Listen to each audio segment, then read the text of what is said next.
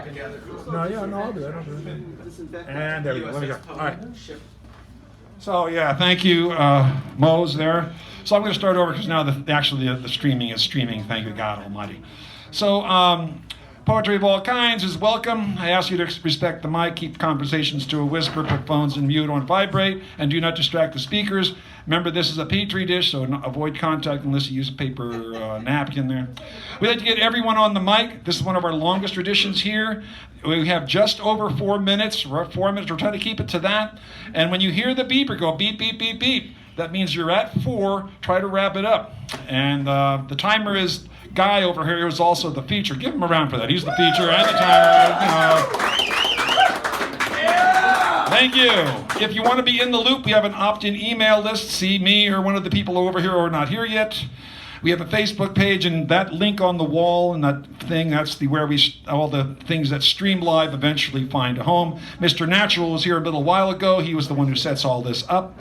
Ongoing theme, never doubt that a small group of people, committed citizens, can change the world, and indeed is the only thing that ever has. Remember, Jesus started out with 12 apostles, and the Nazi Party consisted once of only 12 individuals. 12, tell you, there's a weird number about that. There's only 12 open mics. Yeah, well. So let me. Where's the signage? Can I use that for a second? I got it inside. All right. So let's see it here. So this evening's theme, all that jazz. Thanks to Mr. Robert Rubino, who is in the house somewhere. Where is he? I saw him. Oh, thank you. I'll get this back out. The next week's feature is, if I wrote it down. Oh, Christopher Bernard of Caveat Lector. I don't know if people know that, but it's a good organization. He's going to be the feature next week. Great poet. The keynote is going to be Owen Dunkel. The second show, our last word is the cursive writer. He will begin and end the second half. Britt Peter is our mini of the evening. And we have some fabulous door prizes here, but I want to advise you that although we do record the evening, if an audience member wishes to do so, please ask permission. We will assume you have done that should we notice you filming. And if someone else gets upset with you, we'll say, well, we told them not to do that. So we try to conclude by 9:50, and we're starting a little later than normal. Why is that? I don't know. It's not my fault. Don't bother me. And I'm going to introduce a couple of the door prizes here. Now, if you like heavy, weighty tomes, boy, do I have two for you. This is Resurrection by Leo Tolstoy. Has woodblock prints in it.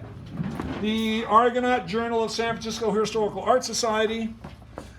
This is a calendar, but it also has really beautiful postcards that you can extract from the calendar. Beautiful pictures. It's one of the charities that we get involved with sometimes, and so they give us calendars. I'm going to get one. And then the poetry review here. So those are some of the things we have. And did anybody not sign in? Just checking. I got. Oh yeah, there we go. And there's that. So let me just see here. What am I doing here? I'm going to sit down. And Owen, you're the kicker off of Give Owen a round of applause. He's the keynote of the evening. He'll come back on the open mic to do his own thing, just so you know. Everybody's happy. Move the mic that way, or else you're going to be out for a little more. There you go. And then use a paper towel to adjust the mic. Can you hand him? Yeah. No, you can touch. That's all. Well, yeah. Give him one of those for that. Might as well just keep the whole thing. You know, untouchable. That's what it is. Oh, and Guy is the timer. I think I already said that. So there we go. Give him a round, ladies and gentlemen. We're going to get started. He's the keynote of the evening. If I were tickled by the rub of love, breaking my bandaged string, if the red tickle as the cattle calve, still set to scratch a laughter from my lung, I would not fear the apple, nor the flood, nor the bad blood of spring. Shall it be male or female? Say the cells, and drop like the plum, like fire from the flesh. If I were tickled by the hatching hair, the wing bone that sprouts in the heels, the itch of man upon the baby's thigh, I would not fear the gallows, nor the axe, nor the cross sticks of war.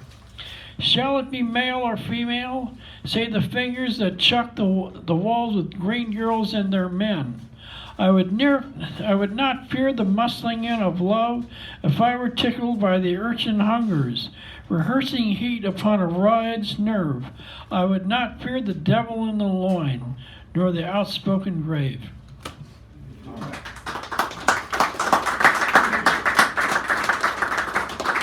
Okay, first up on the, we don't have anybody who signed up for number 1. What's up with that? All right, so then we're going to go to number 2, and I think this might be a new person, Linda Saldana. Ow! Did I say it right? Yeah. Okay, Linda Saldana. Come on, come on.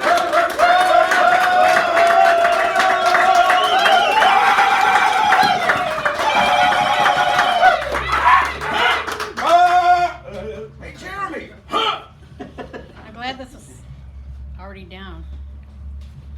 Okay, can you hear me? Yeah, we're good. Just,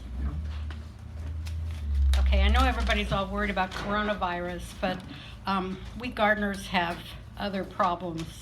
So this is called Revenge of Dandelions. Yeah! Yeah! I refuse surrender to this dandelion bitch. The definition of yellow, each petal a promise of progeny. I ease her out of the fragrant soil, brush dirt from her sawtoothed leaves, inspect the tendrils of her taproot, and plop her into a flower pot. My scheme, she shall be primed, primped, and propagated. Greens raised in tiny beds and sold at market, buttery flower heads brightening salads, prodigious antioxidation aimed at gourmands who pay big bucks for delicacies so fresh, so bitter, so copiously healthy. My own pride of heirloom dandelions. But this captive blonde draws into her collar, emerges white-haired, Afrolicious, daring the kiss of a wanton breeze to unbridle a barrage. Seeds cloud my nostrils, cling to curtains, clog the kitchen drain. A few settle in the mothership flower pot. The remainder don't bother to salute as they parachute merrily by to conquer pristine lawns.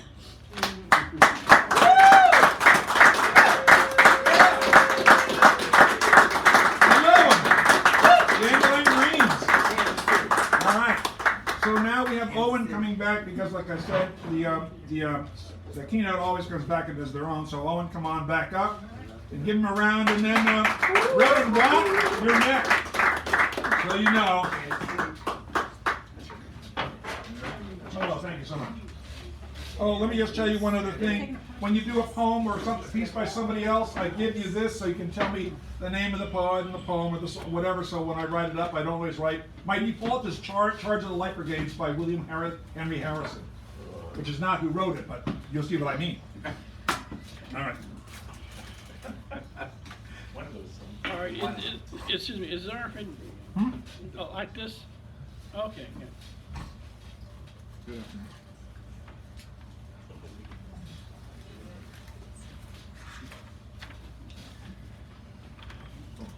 Campus mojo. Unrest takes me away to the past, sore about. The present always putting and perusing byways of books, mostly old, but some new and in a rut of, thank God, the Neverland's sameness of soul, contraband of the spirit, and spiteful spiffiness of great and respect for people, all kinds of people, some big, some little, some old, some young, forever in a day of love and doing it all over.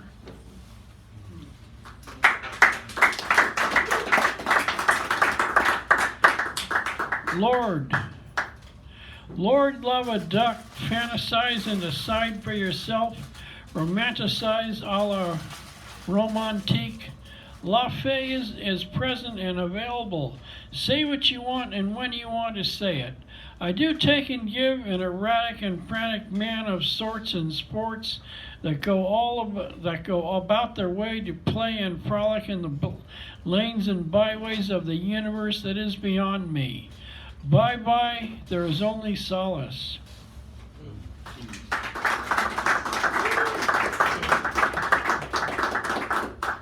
Today today. Today begins with a holy sight and writ of always holy, a dance that shouts, Olé, olé, you rebel gadabout and florist that passed away in front of the Trieste. Today I am peddling with a pen and paper. I dare not know when to offer affront to the many cadavers that have passed in front of me years ago today. Olé, shouts the aroused crowd to the torero that walks in the ring with that muleta and sword that scores.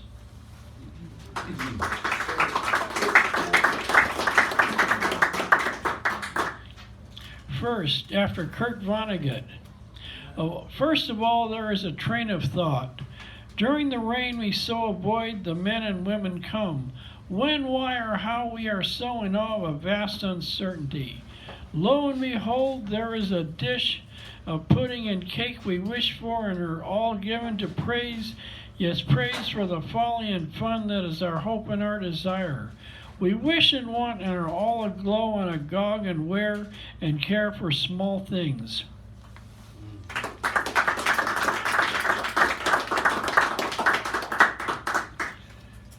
Real, after Herman Melville.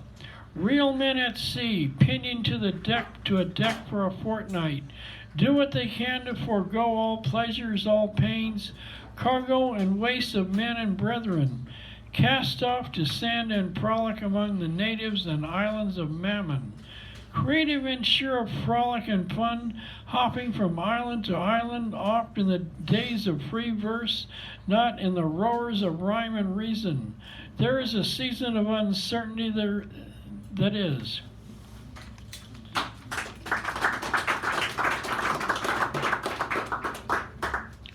Harpers, bizarre interludes sustaining wealth, society intervening, plotting, stealth and circumstances intervening in a mire of rotundas and castles, spires and cathedrals sustaining their interest. When, why, and where some more can I go to please the toil and trough? Enough. Seize the day. Carpe diem in the woods and streams of free verse, broken from the dams of rhyme and quatrains of spirit. Poems in the spirit of the Claryhoo, Robert of rhymesters and versifiers, well known.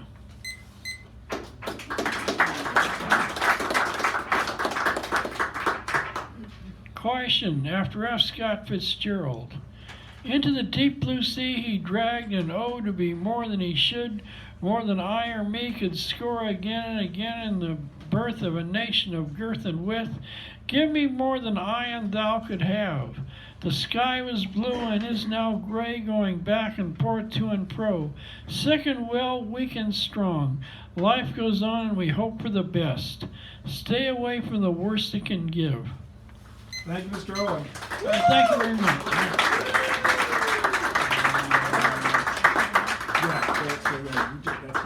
Reverend.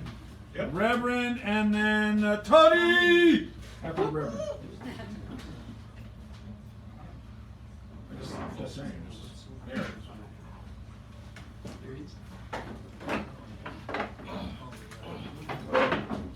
Good evening. Good evening. Greetings. You can raise it up at the cloth over there. Give my guy. We're gonna need more napkins. Yeah. We do need more napkins. There you go.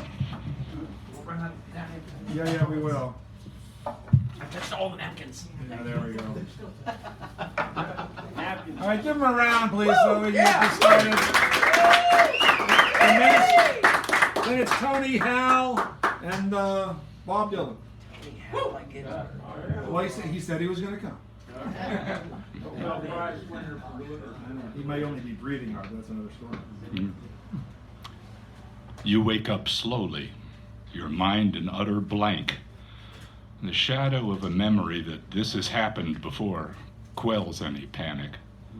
Slowly, inside your head, words form themselves into a string, like climbing up a real morning after sliding down an unreal night. You like this phrase and look for something to write with on the nightstand. Pardon me. But all you find there is a remote control to the nearby television. So you power it on, scan a few channels, and discover you can't understand one word written or spoken. Nor can you even guess their language. But when you hear music, that's different. It brings your next thought. Music, the universal language. And from out of nowhere comes a memory of playing the violin. You imagine a string of events, somehow finding a fiddle, playing in public until your music helps befriend a few folks with whom you share enough good times to help make a home here, learning their language, laughing and loving. Because the language is such a barrier, you decide to wander from your room into the streets, asking people at random, "Do you speak English? I play the violin." But your foreign language is not the chief problem. It's the gesture you make while saying, "Play the violin," which reminds them of something close enough to the way we express, "Up yours." This predicament is not helped by the fact that "Do you speak English?" sounds in their language a bit like "Grind my peanuts," or maybe "The clocks have all stopped, it's breakfast time." And then "I play the violin" sounds to them like "Yo mama" or some similar crudity, or else perhaps a strikingly odd series of words, something like "flypaper, twilight paper." So you're laughed at, you're stared at, and shoved. After a couple beatings, you're eventually ignored. You're left alone to wander the streets, in rags now because your money's no good here. Everywhere police give you the eye, and sometimes they harass you. Finally, in a narrow street in the oldest part of town, you recognize a music store. Through a grimy window, you can see dust gathering on violins hanging in a row and on tall stacks of sheet music. The doors are locked, even though it's the middle of the day. Fastened to the window is a sign with writing that you guess means "will return at this time," because under it is a circle of 12 symbols arranged just like a clock face. But if there had ever been little plastic hands, they've broken off. For over a week, you huddle near the store. You never see anyone come to open it. What do? Break the window, climb inside, and steal a violin in full view of the helicopters flying low over the city now, day and night? Do you try to play Ludwig, or Jimmy, or Jocko right there in the street, hoping the police hear you over the noise of their choppers and maybe decide not to shoot you? Everybody got a dream. Everybody got a machine. Everybody gets a machine now to dream, and nobody is minding the door to the store. Nobody's got a dream anymore.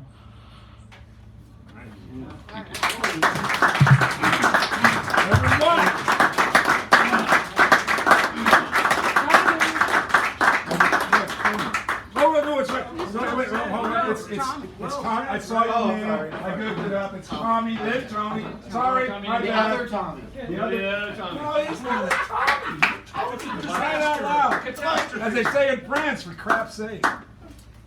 You know what I want to do? Yeah. I want to put a condom on it. Right there. Somebody had to say it, and it had to be the gay man who said it, right? Safety first. Okay. To the theme. Is it? Billy, Ella, Nina, Sarah, Coltrane, Miles, Keith Jarrett, Abby Lincoln, Bill Evans, all that jazz. I can't get enough. Stop praying, stop talking, stop working, stop spending, stop breathing, stop the world. Just don't stop the music.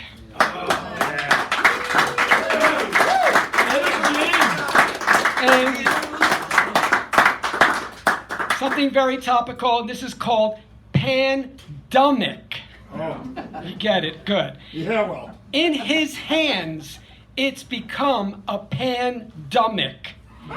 He's patient zero infecting millions with misinformation and false claims. He should be quarantined, kept from microphones and Twitter.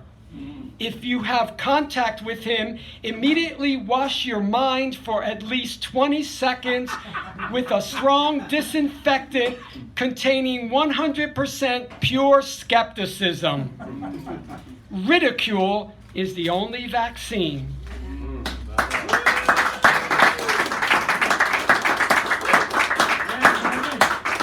Aaron Schock is a former Illinois U.S. representative who was vehemently anti-gay and who has now come out as gay. This is for Aaron Schock. You're not sorry. You don't regret anything you did. You're not condemning your party, the religious right, or the current administration. You think you can merely come out, issue a statement about how difficult it is to live in the closet, forgetting the kids who took your hateful words to heart. How many lives have you ruined? You should live the rest of your life with your head down, crawl under a rock and never be seen again. Unfortunately, the scum always rises to the top.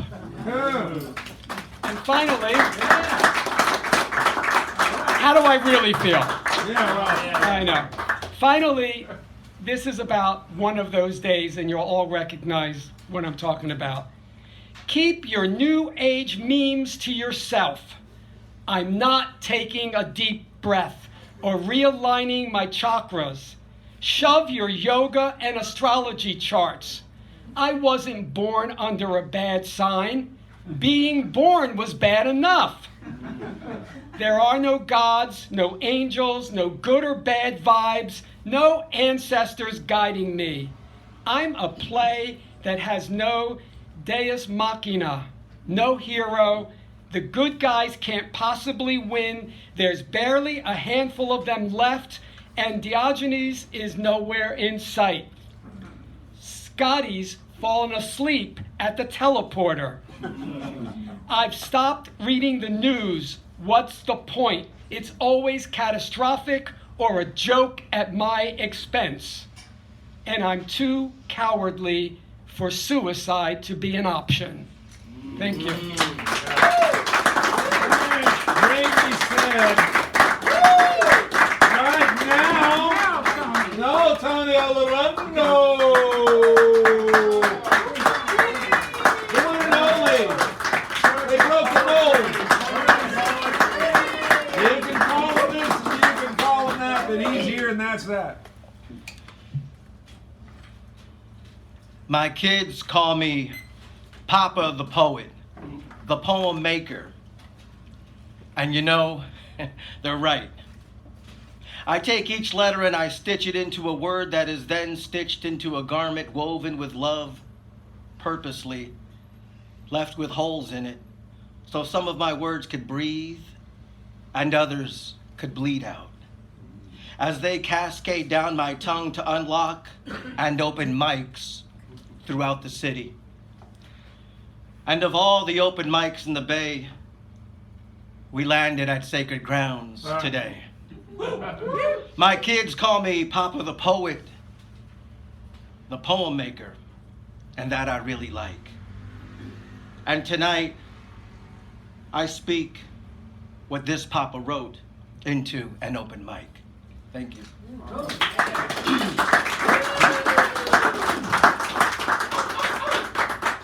I used to visit New York City quite often, and when I got a chance, I would go and visit my grandfather, my abuelito, at work at his corner store bodega on 110th Street in Spanish Harlem. And in his bodega, he had this old radio that was always playing. It sat on a broken shelf above the cash register next to the Santa Barbara statue with the missing sword. He loved that old radio. And that old radio was always playing our favorite music in the bodega. And you could hear our favorite lady DJ on Friday after school interviewing people too. She'd interview famous musicians from around the world that played blues to bebop, mambo to hip hop. and she would have some interviews that would make your jaws drop.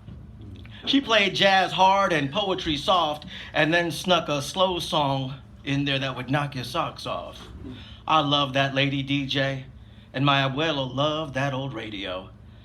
And I'll miss those trips to New York City because my abuelo has passed and he's gone. But when I hear beautiful music on the radio, his spirit carries on. And that angelic voice and beautiful lady DJ, well, I'm happy to say, is with us in the Bay. Today on my new radio, on my brand new shelf, she played blues, salsa, and cha-cha. And as God is my witness, I spoke to her on the phone today. And I told her, I love you and thank you, Avacha. Thank you.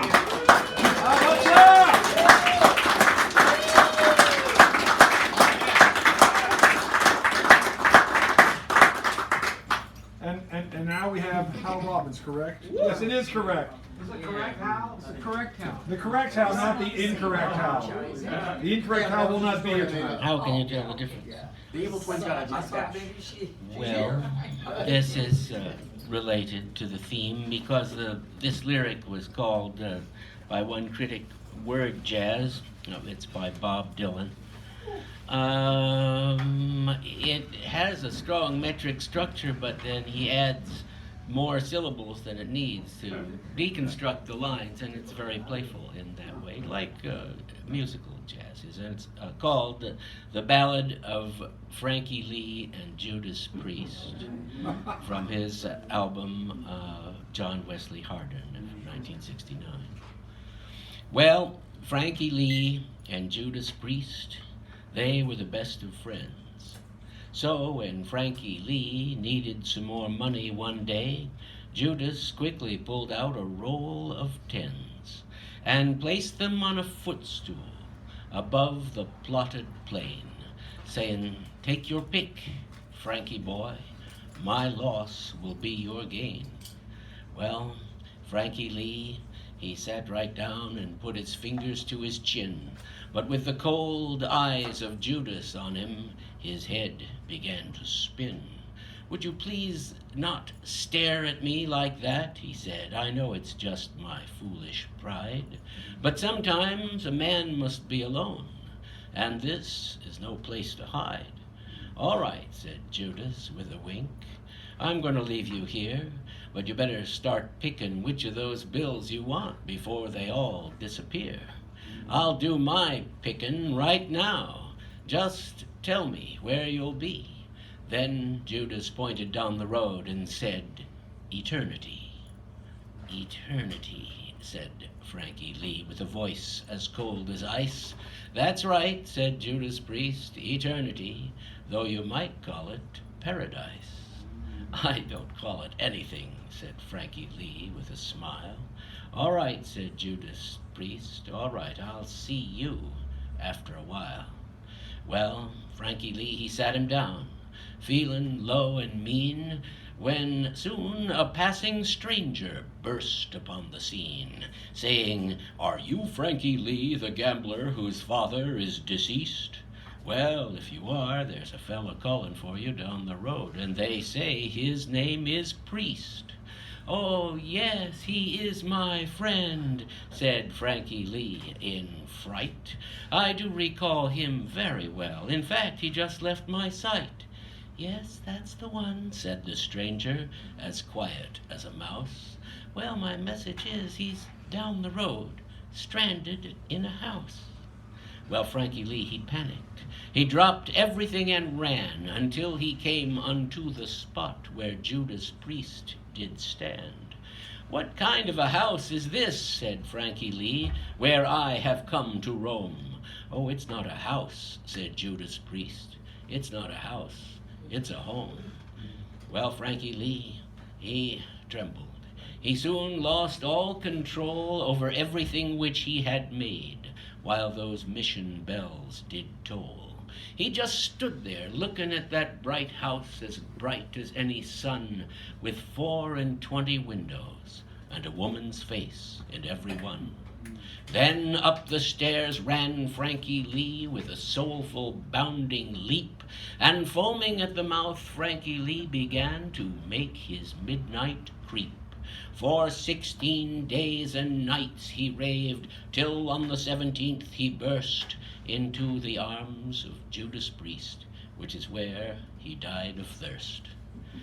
No one said a single thing when they carried him off in jest, except, of course, for the little neighbor boy, when they carried him to his rest, and he just walked along, head down, with his guilt so well concealed, and muttered underneath his breath, "Nothing is revealed." Now, the moral of this story, the moral of this song, the moral is one should simply never be where one does not belong. And if you see your neighbor carrying something, help him with his load, and don't go mistaking paradise for that home across the road. I love it!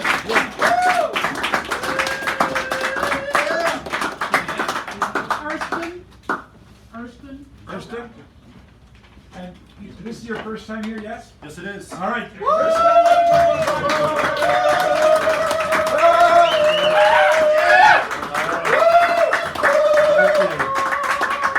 Yeah. All right, we're going to change it up a little bit. I'm going to do a little music. I am a singer-songwriter, and I'm going to play a little song.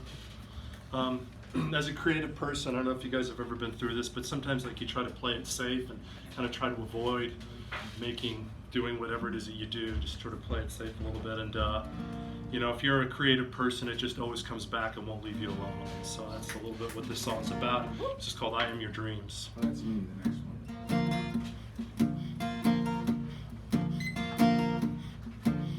Started with a whisper that I tried to ignore, but its light kept shining through the keyhole in my door, purring in my ear like a hungry cat in the night. From a twinkle in the heavens to a star so big and bright, like the breeze blowing through wind chimes far away, with a gentle song and words that would say, I am your dreams, I won't go away. I am your dreams, won't you come out and play? I am your dreams, where it would take me.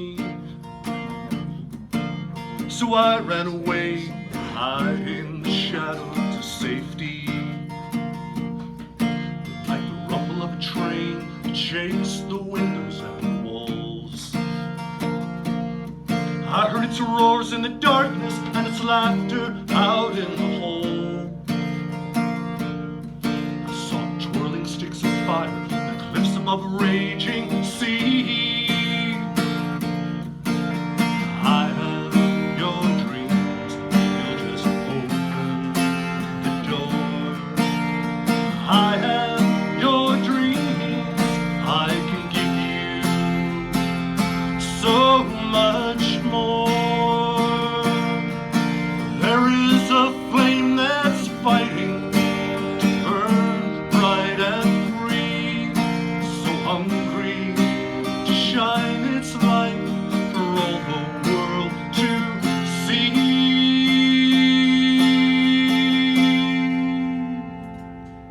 It started with a whisper that I tried to ignore, but its light kept shining through the keyhole in my door, bringing my ear like a hungry cat in the night. From a twinkle in the heavens to a star so big, with a gentle and word when I can give you so much more.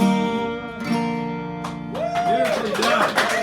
Thank you very much. Thank you. Come on back one time. I love you. Listen to that. That was Esther. All right, that's me, right? All right, so now we come to me. Am I okay on that? So you notice I'm being careful. There we go, much better. So this has to do with the theme, and it's a poem I wrote a long time. It's called Jazz Solo. So here we go. Jazz solo. I mean to say jazz solo. Jazz is from the moment that it is to the moment that it was. Is. Dig? I know I can scat up here like a cool cat, being where it's at, beep it about the boop bop, the bip bap bip, the zip zip zip, the diddle bing, the ding ding ding ding. Wow. Okay? But being up on here on stage, scooping up something here off this page, I mean to see this is for you, not for me, see? I mean to say this is for you. And I could be talking out of my hat, not being all that, so I'll make my anthem both sweet and uplifting. Till your soul is light and drifting up into that clear cerulean sky, till the Lord himself says hallelujah as the glory clouds pass and say, my, but that boy can play it on the fly. But to get back to it, jazz, you see, this poor narrator can hardly hope to give you its meaning without seeming dope, without saying those things that someone else has said, because I don't want to be demeaning or talking out of my head, but I can ask you really slow, if you really know what it is that mixes up heat, beat, and beguile, what blends enchantment and soul with style. And you better keep in mind that you best be where you at, because Mom ain't never allowed no double talk up in here, and that's that. See, it's an honest space, a free space, a spacious, so spacious, my gracious. I'd like to go on, but I couldn't begin to cast the spell, so although some of you see my point already, my disguise is thin, but I'll try for you anyway to make it a win-win. And I know you want to go, that you all want to go, 8 miles high, hip-hopping over the globe so fly, making it here and there at the same time. You wonder where? I know you know what I'm talking about isn't just chance or the drummer's chops that break up the dance, the brass and the strings that beat up their strings, even if the singer lets loose of the wail that really, really tells the tale, even if only signifying an idiot, nothing like me or being like me, kind of pale. But what gliding on a moonlight does, what swimming in the ancient sea was, what dream drifting into days is, what floating like unto a haze is. Jazz is the sound heard everywhere. You carry it with you when you hum soft air. I mean, this is jazz with a capital J or with all caps all the way, and you can be skinny or playing it fat. And sometimes it strains out over the old Hazarat or colors up the cumulus clouds high over Bali or gleams like Xanadu's mirage as you blink back tears from the shimmering light off the Rubal Kali. It whispers over the Solomons and Bangalore. It echoes over the Rift Valley. It covers the great Pacific shore. It's the wavering light upon Tut's pyramids. It's the Transamerica or Notre Dame spires. It's the sound of this age. It's ever new. It conspires. So, when you hear it, when I hear it, it's it. The bee's knees, the cat's PJs, a drunken jackass with his pants full of fleas. Ships at sea roll with the scroll, clouds surmount the mountains in the cold, and everything is getting old. But jazz is from the moment that it is until it was, is, was, bobbing about the bebop. Now, to get back to it, think about everything you ever heard. Every dream you've ever tasted, and then give me the word. Just so it's not about makeups and breakups, moo and the moon, ancestral chains, or the myriad of mystified brains. Just so it's not the blank look on every stranger's face, the disguise of the ordinary, the cut to the chase, the wrinkle in reality, the lovelorn thing, and the changing times of nothing changing. No. It is not ordinary, not in the least. And this is what I mean about jazz. It's an ever-loving feast. I mean jazz with a capital J. And then toss in some laughter. Because jazz is what it is, and then all that comes after. Woo! Man.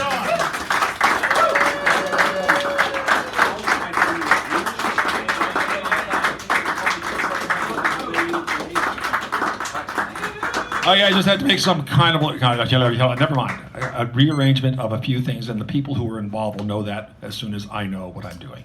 So who's next? Who's next? Bob Rubino. Bob Rubino! Come around and keep us up here. I could have read that. The old sports center. Yeah. Yeah, there you go. In the key of keynote, a former San Francisco topless bar on Vallejo Street, transformed into a world-class club called Keystone Corner. Its interior intimate, its memory indelible. In 1979, early spring, time for renewal and hope and all that jazz, in the wake of the murderous madness of Jim Jones and Dan White just 4 months earlier. Rufus Reed on bass, George Cables on piano, Eddie Gladden on drums, and Dexter Gordon, the quartet's leader, the headliner, also known as Long Tall Dex, on tenor sax, blowing hard bluesy bop and ballads as soft and sinuous as Kezar Fogg, by the book and improvisational, always inspirational, and all that jazz. After playing a piece and before the next, Dex speaking to us, his audience, his fans, his loyal subjects, with playfulness from the bottom of his bottomless baritone and sparkling eyes as dusky blue as those delicately expressive notes.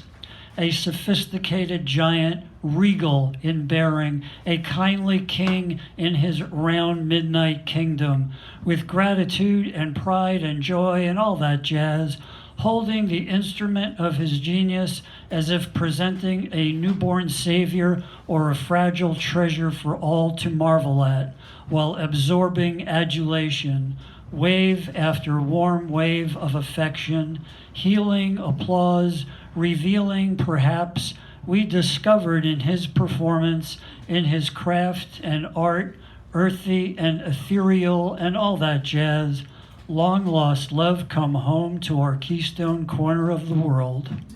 Thank you.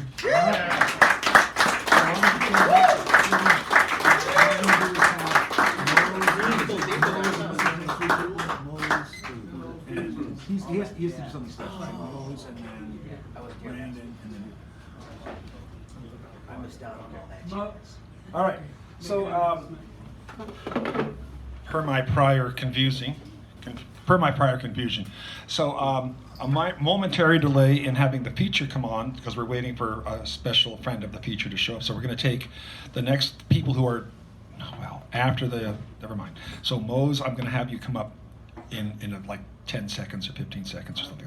I didn't get a chance to tell you this because I only found out. It's going to be a minute. Yeah. Do you want one of the others to go first and then you come second? Because there's going to be 3 people. Perhaps, yes, I would go ahead. And Okay. So who's after Mose? Brandon. So Brandon, would you be ready? I can be, I mean, yeah. I'm just making sure because who's the third person after Mose? Just want to organize this because I'm changing it up. Brandon and then Buford. Buford, we got Buford, Mose, and Brandon. So do you want to go first? I can go first if you like. Oh, okay. I'll go second. And then you go second. Okay, you got that? All right. Well, you were third anyway, but I just wanted to make you're in the mix. I just wanted to, I had to ask you because I didn't know what I did. All right. Third, but still loves. Yes. Number 1 in my heart. All right. So give it up for this guy who's impromptuing and following the directions you noticed. Brandon the Mighty. Do I need a delay? I've got longer pieces if I need to. Okay. Yes. Oh gosh. Okay. There's so many things I want to read. Unfortunately, none of them have anything to do with the theme. So think of me. It's the theme is as you. It's jazzed up. Yeah, I'm excited about the theme. Thusly, it is jazzy. No, so this particular piece I actually wrote on holiday sometime back. You didn't write it on paper. Well, it was holiday. It was that holiday end. No, it was that. I'm stopping. I can't. It's funny.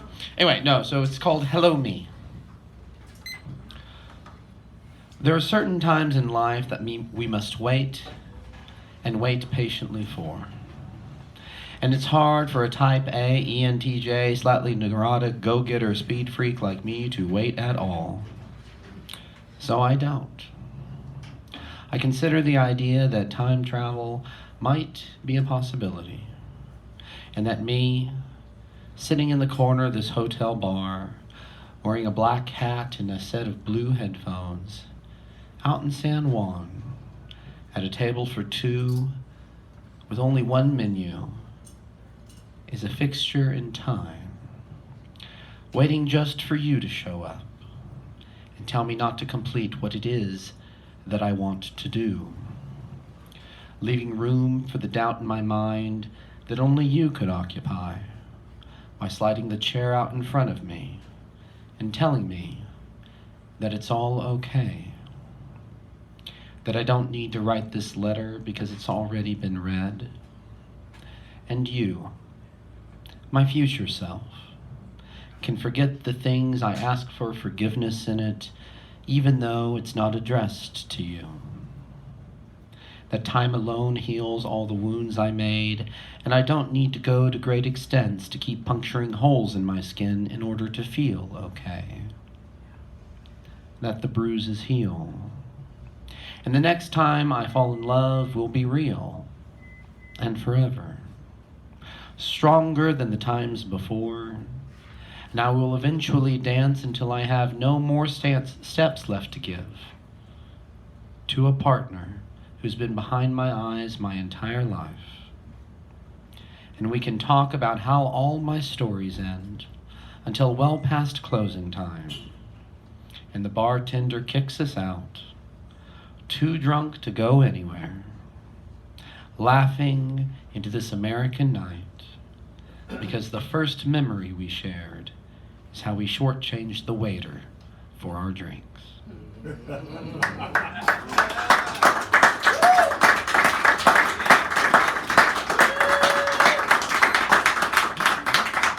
now give it up for Mo. He's coming up there. Oh, thank you. I got my pen.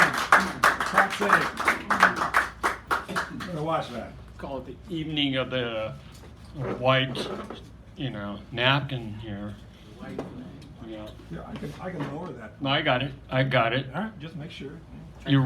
I would like to see a condom on here. Tommy? Put in your plans. So, well, yeah, just come and see me. So my name is Mose, M-O-S-E. It is an acronym, and so far, 3 people have asked me what it means. So we're going really well. I have a few pieces. So let's get with it. So of course,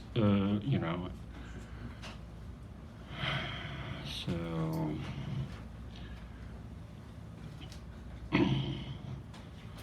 strangers at the cafe. They are strangers, much like the ones you meet at a cafe. They are strangers. You begin to notice them more clearly as the two read their menus. One is paying more attention to the other strangers in the cafe than to the menu. The other seems far away, almost like he is hiding in a cave. His demeanor speaks as much. He is angry at something or at someone, that I am sure. They are strangers. Neither speak to each other. As soon as the car was parked, not one word has been said. A routine sets in. He walks ahead. She follows close behind. Me? I'm wandering all over the place. I'm completely lost. In reality and in my imagination. I'm pitching against Stan Musial, Ernie Banks, and Duke Snyder in the 1958 All-Star baseball game. My curveball is working. They are strangers, like the ones you meet on a bus. They are strangers, even to each other. I have no idea who these people are. Did I board the wrong bus? The strangers never answered me. They lived out their lives the best they knew how.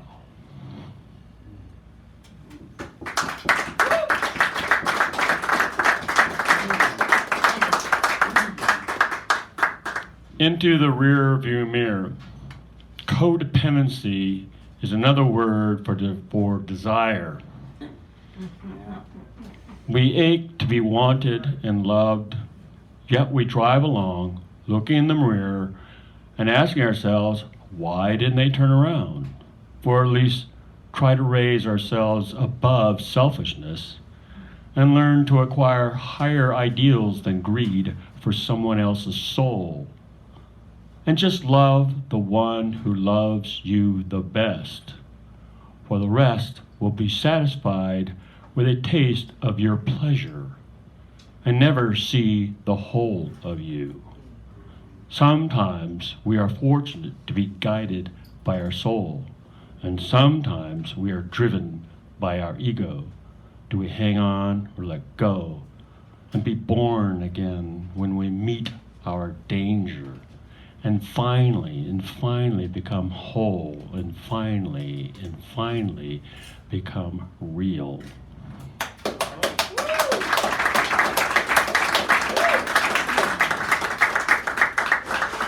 How much time you got? A minute or two, right? Yes? 2 minutes. 2 minutes? Good. So I have a couple of these. I'm scrolling here. I'm looking for the ones I want. I'm gonna look. I want to do one. The coronavirus blues. The good news is people are finally taking this thing seriously. The same way my friend Ken promised to stop smoking.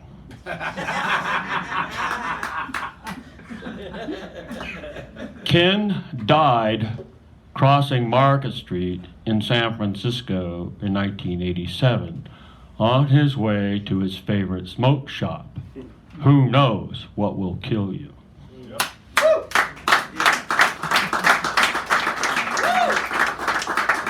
I'm just saying, I'm just saying. I got what, 1 minute? 35 seconds. Oh, 35 seconds. You know what? Go for it. How do I know she loves me? How do I know why she loves me? She shot me in the leg when she had the opportunity to shoot me in the head. That's true love.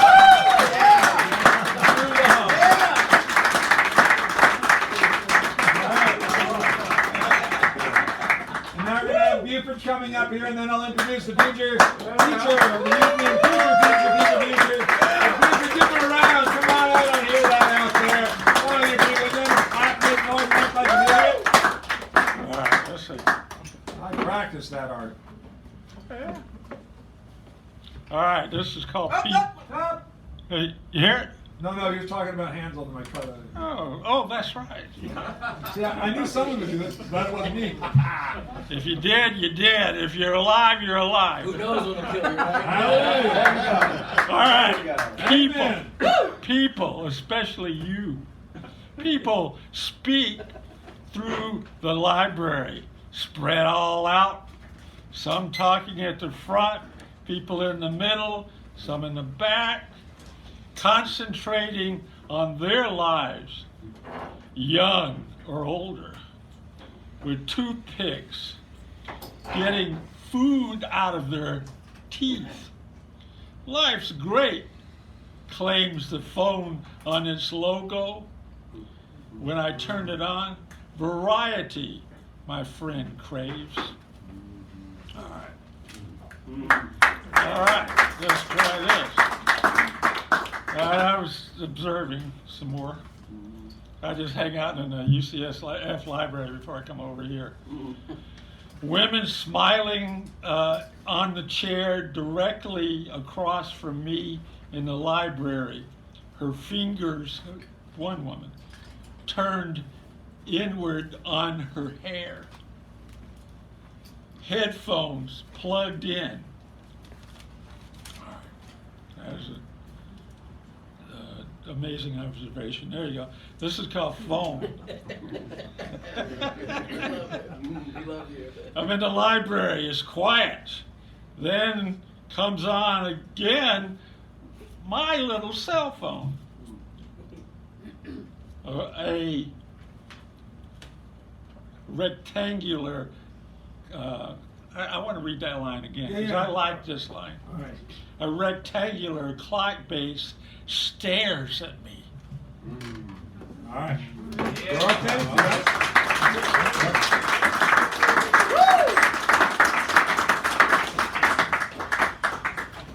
All right. If I'm framed correctly, so I'm going to introduce the feature of the evening here.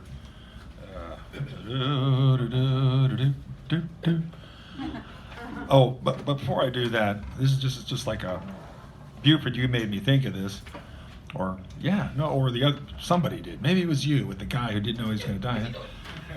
It's a little poem. It goes like this: in the shoe store, he says, "You never know which pair will be your last." Anyway, so I'm going to introduce this guy here. Now, Guy, I first met him here, and he's become a presence here. He's had great poetry, a lot of like short fiction things, flash fiction. Is that right? Flash fiction. Yeah. I want to make sure I say the right word because I can goof things up like nobody's business, as my mom used to say. For some reason, Mr. Alex Hertz, he mentions knowing you since 1993. I think that's a good thing.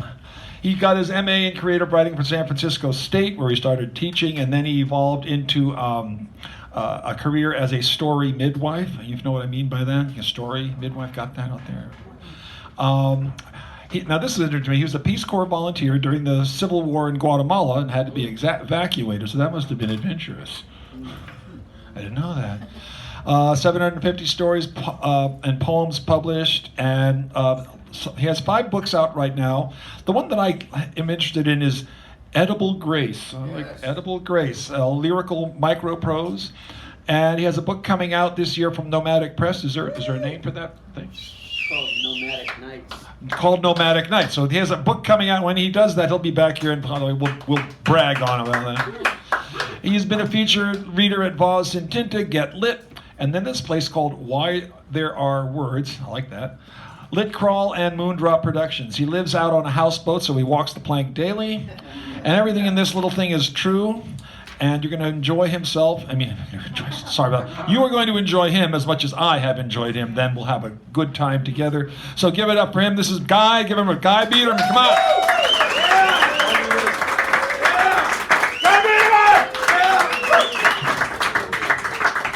I like this guy. He's used to that, he says.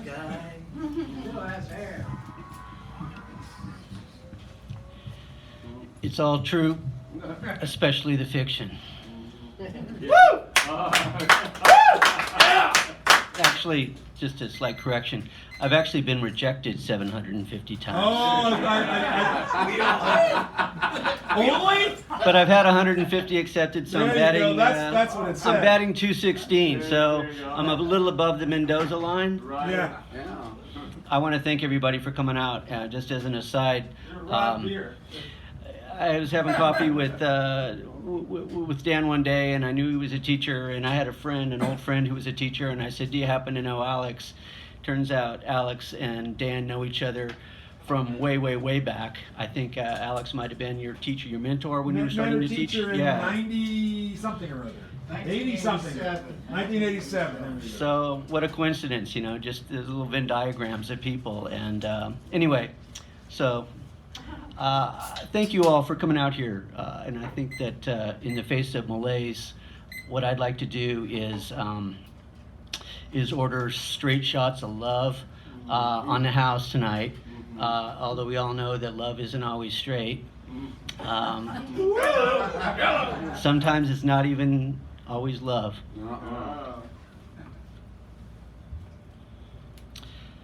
This one's a short little piece. It's published in a little thing called Medusa's Laugh Press. You can tell the demographic because it's about 6-point font. It's called Jane. It started with a fake name at Starbucks. Harry, I told the barista. Gary, she asked. No, Harry. I watched her write Hairy on a paper cup with a Sharpie.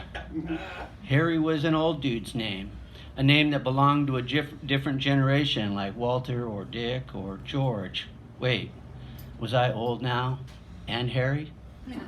I paid for my double decaf, answering my own question as usual without any help.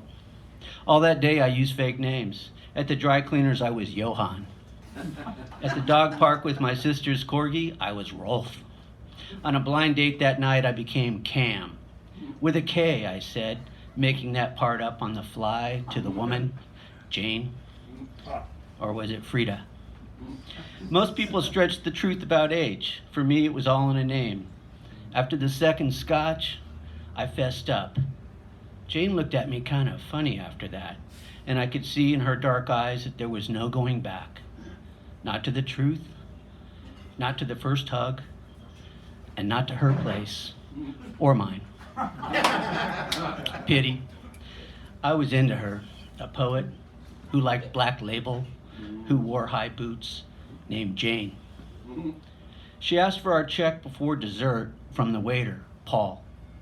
Pulled out cash for a little over half the amount. I could see she liked to tip after tax. I'd like to call you again, I said. Such a good time.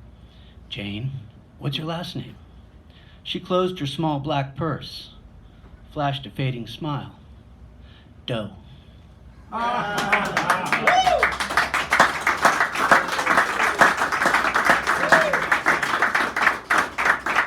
Thank you. Part of my love poems tonight, we talk about this. I think there's a renaissance of open mics going on all over the Bay Area. And I have great respect for people who come and share, people who come and listen, and it's a real family. It's amazing. And so some of the pieces that I want to share tonight have to do with that. This one's called This to a Poem. Speaking truth at the mic with notebook, with guitar, with typed page, with iPhone, with hands shoved in pockets, with 2 a.m. approaching, with knowing anything done after midnight is art. The madness in the moment, the self-haircut, the can of beer, the fighter, the math teacher, the queer poet whose voice is pure song. The geometric performance of truth and what we say is the truth. Rocking in your back row chair, you go to the front to lend your voice, sing your song. Speak your life, join the fiber of this night, this midnight mic, this pure grain flow you come to know when you look this close and listen. The lives you see, the colors you feel, the rhythms alive in the air. People like you, people not like you. Poets off the street, army of letters, word delivery, bringing it, winging it, singing it behind the mic tonight. Or how we know we're alive.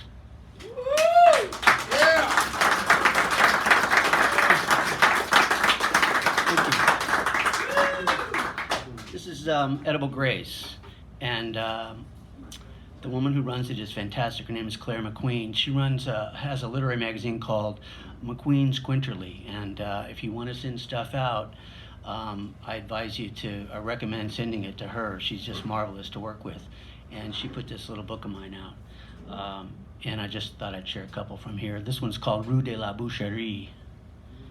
Walking down a street in Paris with your ex, she with pace, you more of a stroll. You reach for her hand and she reaches for yours, and it's not anything like that, like holding hands might seem to an outside observer. It's a connection, not leading to a kiss or lovemaking. It's just a way you both say, hi, how are you? I remember you. I remember our dreams, our kisses, our feelings. And here we are in Paris, walking together, but yeah, at different speeds now, different strides. And then you both let go, and she disappears into the crowd. And you glance at your reflection in the window of a bookshop, and you wander in to find the books of your friends on the shelf with yours, poems inspired by the one whose hand you no longer hold.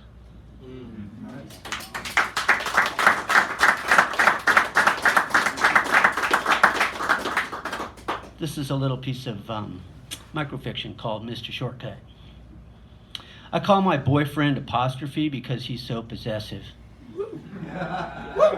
He calls me Enigma because I'm not. I'm married, I say. Hire a double, he says, to go through the motions of your life. But emotions are my bread and butter.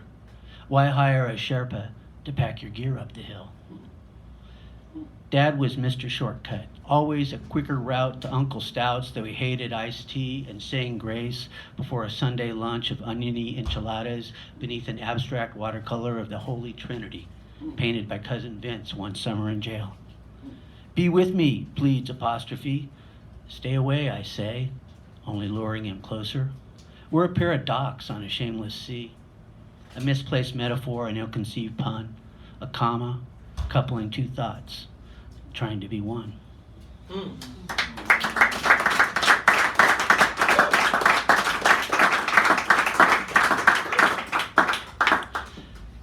I start in the middle of a sentence and go in both directions at once. John Coltrane. To the theme Robert Rubino came up with, all that jazz. This is a piece called Headlong, and it was published by Great Weather for Media in this little thing called Birds Fall Silent in the Mechanical Sea. It was not sustainable, as if life itself had no shelf life. You knew it could only end up a train wreck when the tracks were clear and countryside rolled by. The porter was tipped and dismissed, his services not needed. The sleeping car had everything: stock mini fridge, mini bottles of Johnny Black, picture window, fold-out bed, eye shades, earmuffs, pillow mints, and Alexa, who was fluent in Thelonious and Train. 3 rolling days stretched endlessly ahead with a pirate poet in the dining car, the stately women who silently said grace, a card trickster, and a stingy brim brother with an unlit pipe. Rolling away from the past, you knew it couldn't last. A life in robes, love in the afternoon, where the moment would become memory, the way people become photos and objects they leave behind. Denim shirt, belt buckle, felt hat, photograph, a final, a laugh, a cigarette before dawn in a no-smoking car with windows open. Moonlit triangle on the floor, towel tucked under the door as if no one would know. No one but you, until it was only you, and a train, and a wall. Headlong.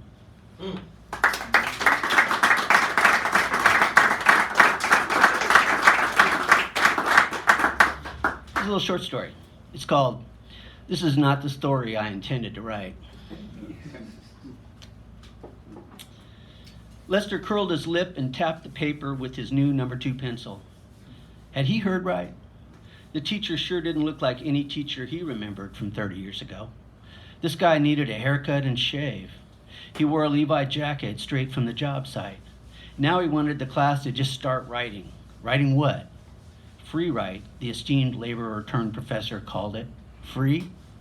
Nothing free about it. $150 on his credit card, already charged. Lester had checked. He'd thought about bailing before the first class. The Raiders were on TV. His wife Elizabeth had advised otherwise. Free write, how ridiculous. Where was the teaching in that? Lester signed up because he had been told he had good stories to tell and he wanted to learn how to write. There was a time Buck tried to haul the tractor out of the field in his Jimmy after a couple of beers and left his axle in the mud. Or when their black lab scout, who could stuff 3 tennis balls in his mouth, got his head stuck in the box of dog biscuits. But what the hell was this free write business? Lester could scribble at home. He could make up shit on his own. Others in the class had already started. He heard their pencils moving. The gal next to him who worked at C's Candy was practically carving her pencil into the desk as she wrote. The smug kid who dropped out of Brown and parked his rusty 2-wheeler in the classroom tapped away on his silver computer, slim as a cigarette case. Lester hadn't thought of cigarettes in years. Or the girl who sold candy and cigarettes at that club in Virginia, where he'd gone on his first leave in the Navy. That girl had become his first love, though he never said hello.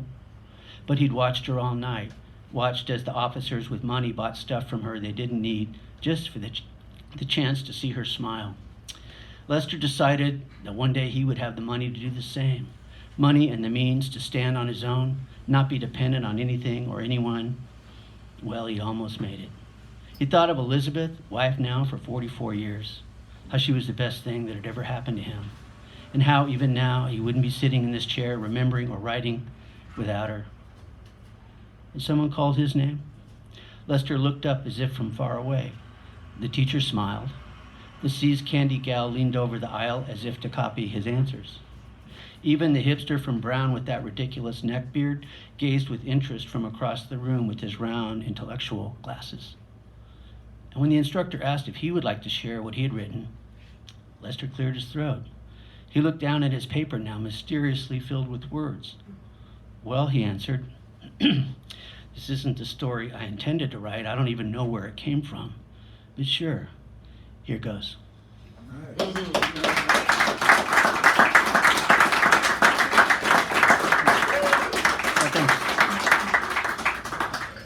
It's a love poem, Invisible Shelf. We need places to put things. We need names to call things.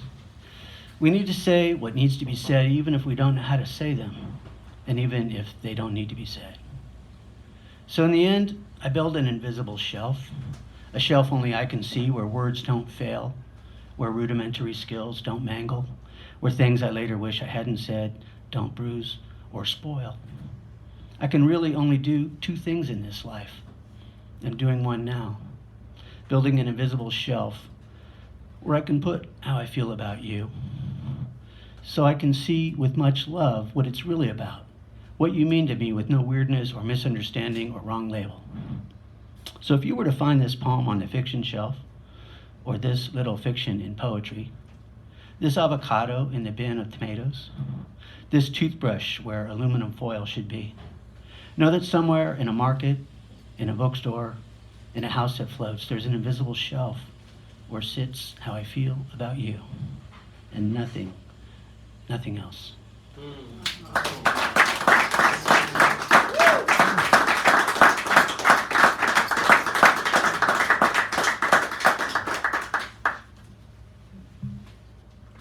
I think I'll close with this little piece called Tempur-Pedic.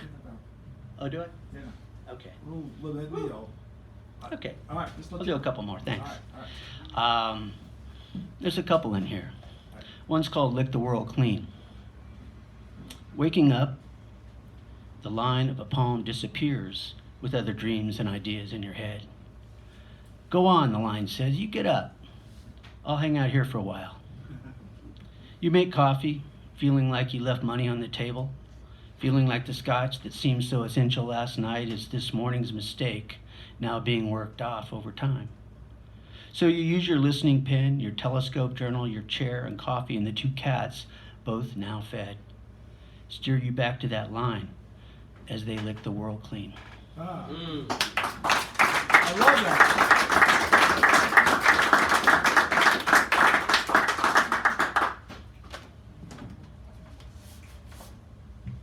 This is from a different book of mine called Soundings and Fathoms. Houseboat poem. Short walk on a long pier. Floating in the shadows of a ferry where a famous master once zenned, lived a sippy monk on a tippy barge called the China Sea. Each morning he watched the planks with a satisfied shrug and untied cones of kelpie line until noon.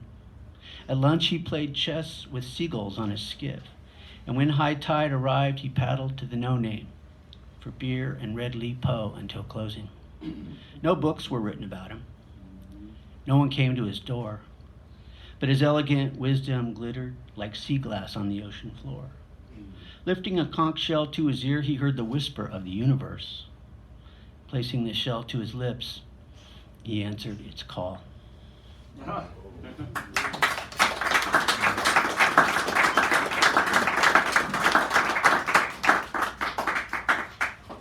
This one's called Dreaming Backwards. I'm editing a friend's 354-page manuscript for the 9th time. I still catch 67 mistakes. I'm reading it backwards to keep from understanding anything besides a typo. Last night I dreamed backwards. You were in bed with someone else, a large and hairy but fit man, a Spanish colonel. But I wasn't jealous or anything. He got out of bed backwards, walked backwards to the bathroom, flushed the toilet, did his business backwards, showered, put on a disheveled suit, and walked backwards out of the bedroom, down the stairs. Pretty impressive. The door slammed, the car backed out of the driveway and drove down the street in reverse. It started getting darker. Your eyes were on me, half hidden by the curtain. I had the feeling we were married or we were gonna be, but I knew someone was coming. The thing that stayed with me was all that hair on his legs. I've never been a hairy guy, but maybe it wasn't too late. I woke this morning older and hairier in places I've never been. I looked at the manuscript at its hidden typos and retraced my steps to the bathroom where I flushed first, feeling like I had been here before. That's the way writing has always worked for me.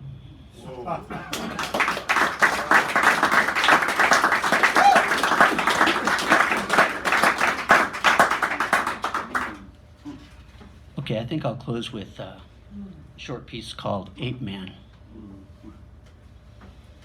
This one got rejected a bunch of times, once by this place called Smoke Lawn Quarterly. Literally, I'm 0 for 45 with those assholes, but I keep sending. But you know what? But you know what? They made some suggestions at least, and I made the suggestions, and somebody else picked it up. So There you go. yeah. Ape Man. I put on an ape suit and walk among the living, so no one will know who I am. It does not go unnoticed. 6-year-old Petey notices right away and points as his mother picks him up and they scurry away to their town and country minivan. The mailman grins when he hands me my stack of bills along with a flyer for heater duct cleaning in July. Yep. I go about my day. It gets hot wearing that suit. Amazing what one gets used to. I go to a conference of mascots. A giant chicken, a Statue of Liberty, a sumo wrestler, and a slender French fry with a short, fat sausage. I'm thinking she can do better, the fry, but who am I to judge? We talk about our work, cheering teams, working crowds, holding signs for free pizza and carpet cleaning solutions, and how one day, says a Pillsbury Doughboy knockoff, the people won't even notice you. Yeah, they'll just take you for granted, says Sausage, and that's a good thing, says Smokey. And I can see that the room is filled with us, my tribe. I'm literally rising off my feet, walking on air 3 feet off the ground, and the whole room looks at me. The chant begins. Here we go, ape man, here we go. And Rooster belts out a cock-a-doodle-doo. Here we go, ape man, here we go. The chant takes hold, sweeps across the room. French fry bobs wildly. Pillsbury somersaults into Sumo, who rolls him back to Panda, who in his words is so fucking sick of being hugged I could puke bamboo shoots. I'm evolving backwards. I head for the door and they follow. We pour into the street, flood the sidewalks, this band of mascots, misfits, and miscreants. Judge this, we cry with glee, pinching our fur, dancing with enlightenment, or at least with the light bulbs. A set of 6 multicolored who only work Christmas but stay in their unis all year. And I see my future as we walk across the crosswalk, stopping traffic. It is nothing but authentic. A sweet rabbit walks beside me. I hold her foot with my opposable thumb. Lucky.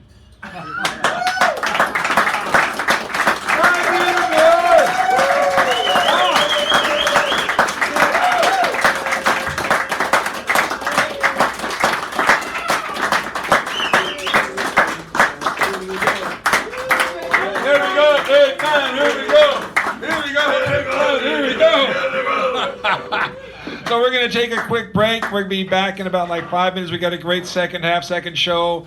Stay schmooze. Talk to this man and let him know. Are there any books for sale? Oh, do you have books for sale? Do you have books for sale? All sold out. Some books. Oh, he has 2 books up there, dude. Talk to this man. And I'm going to put this thing on pause. Theoretically, everything we want. Hey. More flush? Yeah.